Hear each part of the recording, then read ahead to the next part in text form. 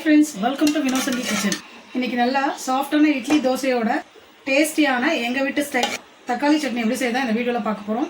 இது இட்லி தோசைக்கு மட்டும் இல்லைங்க, சப்பாத்திக்கும் நல்லா டேஸ்டியாக இருக்கும். வாங்க எப்படி செய்யறதுன்னு பார்க்கலாம். கடாயில் ஒரு ஸ்பூன் எண்ணெய் விட்டுக்கலாம்.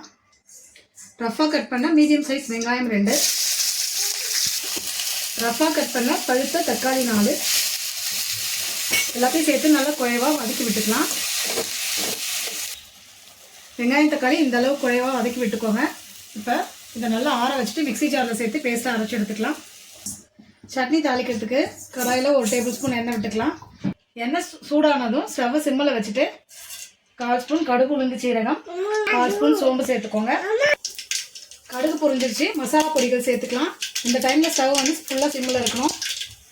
1/4 ஸ்பூன் மஞ்சள் தூள், 1/2 ஸ்பூன் தனி மிளகாய் தூள், 1 spoon Kashmiri chilli, 1/4 spoon garam masala, 1 கொத்து கருவேப்பிலை, அரைச்சி வச்சுட்டு வெங்காயம் தக்காளி ஆட் பண்ணிக்கலாம். இந்த மாதிரி மசாலாவை எண்ணெயில் சேர்த்து செய்யும் போது நல்லா கலர்ஃபுல்லாக இருக்கும், சட்னி டேஸ்ட்டாகவும் இருக்கும். அதுக்காக தான் இந்த மாதிரி செய்கிறோம். தேவையான அளவு உப்பு சேர்த்து ஒரு 2 நிமிஷத்துக்கு கொதிக்க விட்டுக்கலாம். சட்னி நல்லா கொதிச்சு மசாலாவோட பச்சை வாசனைலாம் போயிடுச்சு.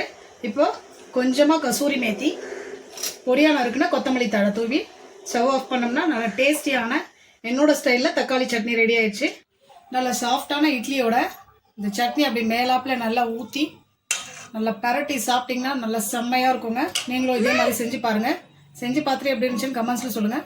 வீடியோ பிடிச்சிருந்தா லைக் பண்ணுங்கள், ஷேர் பண்ணுங்கள், சேனலை சப்ஸ்கிரைப் பண்ணுங்கள். தேங்க்யூ.